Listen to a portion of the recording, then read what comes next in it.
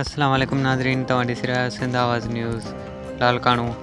Larkana police बाज़ियाब क़राइल दुआ शमائला बरोही खे अदालत में पेश करे छॾियो। जवाबदारनि बाकर शोबान खेड़ो ज़ाकर समूह खे बि अदालत में पेश कयो वियो। जवाबदार अगवा करे कराची खणी विया, ज़्यादती जो निशानो पिणु बनायो दुआ बरोही। शागिर्दाणी दुआ शमائला बरोही तरफ़ां टिनी जवाबदारनि जी सुञाणप कंदे अदालत ॾाढो बयानु रिकॉर्ड करायो, जंहिं ते अदालत टिनी जवाबदारनि खे 12 अगस्त ताईं जेल हवाले करण जो हुकुम ॾेई छॾियो। अदालत नींगरी जो मेडिकल कराइण जो हुकुम ॾींदे वारसनि हवाले करे छॾियो। यादि रहे त गुज़री रोज़ لاڙڪاڻو पुलिस कराची जे बैंस कॉलोनी वारे इलाइक़े में कार्रवाई कई हुई। لاڙڪاڻي मां अगवा ॼाणायल नारी दुआ शमائला बरोही खे बाज़ियाब करायो हो। नाज़रीन, वधीक अपडेट ऐं बाख़बर लाइ ॾिसंदा रहो सिंध आवाज़ न्यूज़।